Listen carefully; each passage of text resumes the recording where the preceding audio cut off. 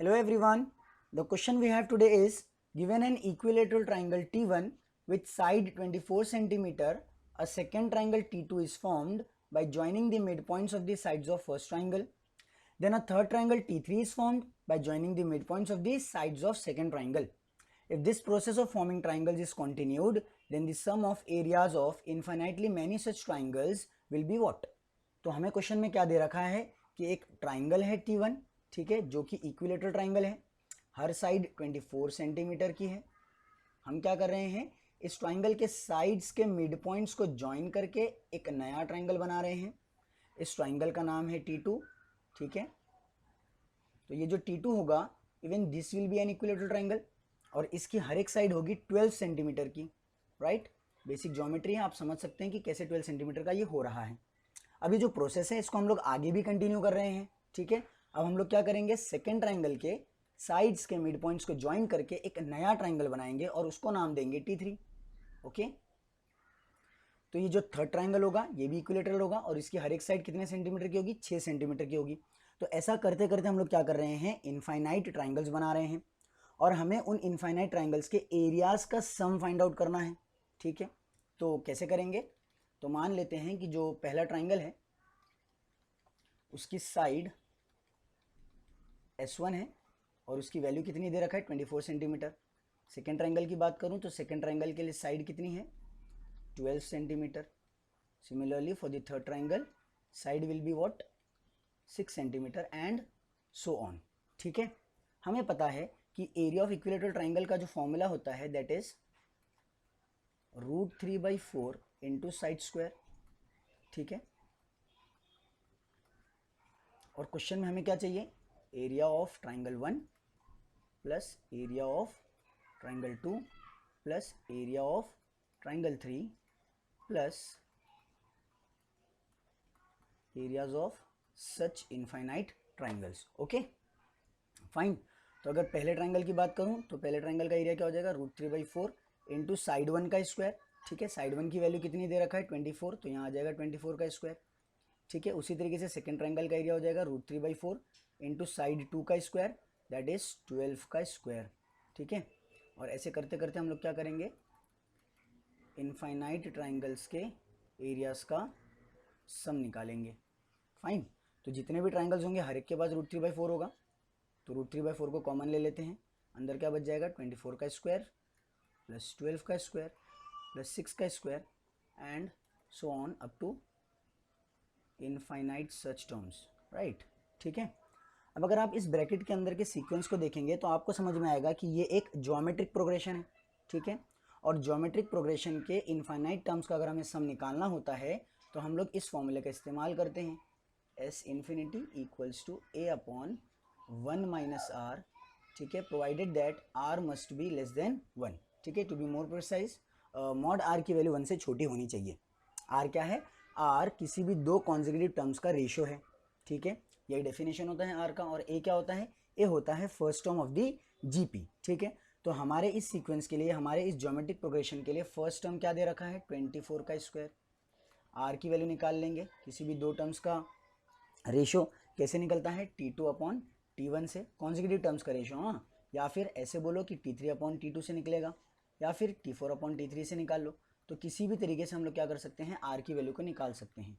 तो मैं अगर T2/T1 करके R की वैल्यू निकाल लूँ तो मुझे क्या मिल जाएगा, 12 का स्क्वायर अपॉन 24 का square and this gives you 1/4, ठीक है। तो R की वैल्यू आ गई 1/4 और A की वैल्यू क्या है, 24 का स्क्वायर है। तो यहाँ से हम लोग क्या कर सकते हैं, S इन्फिनिटी की वैल्यू निकाल सकते हैं। तो S infinity will be A upon, यानी कि 24 का square upon 1 minus R that is 1/4, okay. इसको सॉल्व कर लो तो यू विल गेट 24 का स्क्वायर अपॉन 3/4, ठीक है। ये वैल्यू को उठा करके यहाँ पर सब्स्टिट्यूट कर देंगे तो अपने को मिल जाएगा √3/4 इंटू 24 स्क्वायर डिवाइडेड बाई 3/4, ठीक है, 3/4। अब ये जो 4 है, ये 4 और ये 4 हो गए कैंसिल, ठीक है। 24 का स्क्वायर मतलब 24 इंटू 24, इसको फर्दर सॉल्व करेंगे we will get √3 into 24 into 24 divided by what, divided by 3, ठीक है।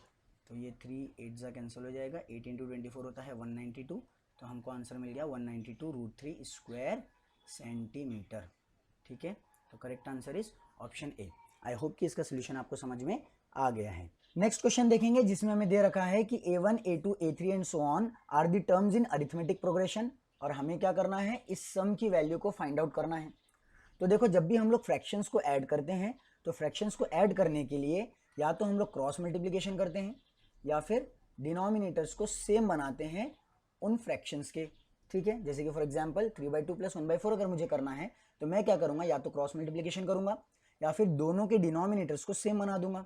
दोनों के डिनोमिनेटर्स सेम कैसे बनेंगे, तो इस पहले वाले टर्म को मैं 2 से मल्टीप्लाई और डिवाइड कर देता हूँ, ठीक है। तो what I will get is 3 2 = 6/4 + 1/4, ठीक है। अब डिनोमिनेटर सेम बन गया तो उसको एक ही बार लिखेंगे, और अगर ऊपर एडिशन है तो एडिशन, सब्ट्रैक्शन है तो सब्ट्रैक्शन, ठीक है ना। तो दिस गिव्स अस 7/4। तो ऐसा ही कुछ मेथड हम लोग यहाँ पर भी अप्लाई करने वाले हैं, ठीक है। जितने भी फ्रैक्शंस हमको दिए हुए हैं जिनको ऐड करना है उनके डिनोमिनेटर्स को सेम बनाएंगे। अब सवाल आता है कि डिनोमिनेटर्स को सेम कैसे बनाएं, तो डिनोमिनेटर्स को सेम बनाने के लिए हमें ये हिंट दे रखा है कि जो टर्म्स है a1 a2 a3 ये काय में है, AP में है, और AP में एक चीज़ कॉमन होती है and that is common difference D, ठीक है। अब D कैसे निकलता है, तो हम सबको पता है किसी भी दो कॉन्सेक्यूटिव टर्म्स का डिफरेंस D कहलाता है। जैसे कि अगर मैं a2 - a1 कर लूँ तो मुझे D मिल जाएगा, या फिर अगर मैं a3 - a2 कर लूँ तब भी मुझे D मिल जाएगा, या फिर मैं a4 - a3 कर लूँ तब भी मुझे क्या मिल जाएगा, D मिल जाएगा, ठीक है। अरे बात समझ में। इसमें एक और फॉर्मूला लगने वाला है and that is of nth term of AP। AP के nth टर्म का फॉर्मूला होता है a + n - 1 × D, right, okay. तो ये सारी चीज़ें हमको पता होनी चाहिए। तो अब इसको सॉल्व करते हैं और देखते हैं कि समेशन का आंसर क्या आता है। तो यहाँ पर जो पहला टर्म नज़र आ रहा है इसको मैं चाहूँ तो ऐसे लिख सकता हूँ 1/√a2 + √a1, ठीक है। अब इसके अंदर D लाने के लिए मैं क्या करूँगा, डिनोमिनेटर के कॉन्जुगेट से मल्टीप्लाई और डिवाइड कर दूंगा, ठीक है। तो इसका कॉन्जुगेट क्या हो जाएगा, √a2 - √a1, ठीक है। √a2 - √a1 डिनोमिनेटर के कॉन्जुगेट से मल्टीप्लाई और डिवाइड कर दिए। अगर आप ये सोच रहे हैं कि a1 - a2 क्यों नहीं करें, तो अगर आप a1 - a2 करेंगे तो आपको क्या मिल जाएगा, -D मिल जाएगा, ठीक है। और उससे भी आंसर आएगा, लेकिन मैं ज़्यादा आसानी के लिए a2 - a1 से मल्टीप्लाई कर रहा हूँ, ठीक है, फाइन। चलो, तो इसको फर्दर सॉल्व करने पे देखो न्यूमरेटर में क्या मिल जाएगा, √a2 - √a1, और डिनोमिनेटर में फॉर्मूला बन रहा है, किसका formula, a + b × a - b। a + b × a - b क्या होता है, a² - b², a² यानी कि इसका स्क्वायर जो कि a2 हो जाएगा, -b² यानी कि इसका स्क्वायर जो हो जाएगा a1, और a2 - a1 क्या होता है, a2 - a1 होता है D, यानी कि इसके डिनोमिनेटर में अपने को क्या मिल गया, D मिल गया, और न्यूमरेटर में क्या है, √a2 - √a1, ठीक है। तो ये हो गया अपना पहला टर्म, इसकी वैल्यू, ओके, फाइन। उसी तरीके से अगर हम सेकेंड टर्म को देखेंगे तो ये प्रोसेस सेकेंड टर्म पे अप्लाई करने पे we will get √a3 - √a2 upon D, ठीक है, समझ में आ गया। ओ सॉरी 2 नहीं, D आएगा यहाँ पर, ठीक है। और थर्ड टर्म क्या मिलेगा, √a4 - √a3 upon D, right, ये थर्ड टर्म हो गया, फाइन। यहाँ पर एक तीसरा टर्म होगा, और अगर nth टर्म की बात करें इसी प्रोसेस से तो nth टर्म मिलेगा √an + 1 -√an the whole divided by D, ठीक है। अब इन सारे टर्म्स को ऐड करना है, यानी कि इन सारे टर्म्स को ऐड करना है, ठीक है। अब अगर आप इन सारे टर्म्स को ऐड करोगे तो आपको समझ में आएगा कि डिनोमिनेटर तो सेम है सबका, तो डिनोमिनेटर लिखेंगे सिर्फ एक बार, ठीक है। इन सब का एडिशन जो होगा summation that will be, denominator में आ जाएगा D, एक ही बार लिखेंगे, और न्यूमरेटर जैसे कि वैसे लिख देंगे, ठीक है।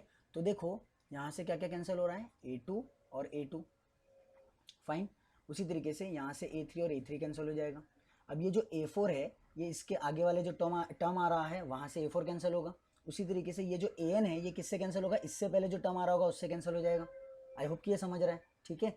तो न्यूमरेटर में अपने पास यहाँ से बचेगा सिर्फ माइनस में √a1, और यहाँ से बचेगा √an + 1, ये दो ही चीज़ बचने वाली है, बाकी सारे टर्म्स क्या हो जाएंगे, कैंसिल हो जाएंगे। तो न्यूमरेटर में क्या लिख लूँगा, न्यूमरेटर में लिख लूँगा under root of A N plus one minus under root of A one. ठीक है, तो ये समीशन का आंसर है। लेकिन अगर आप ऑप्शंस देखोगे तो आपको ऑप्शन में कहीं पर भी डी के टर्म्स में कुछ नज़र नहीं आ रहा।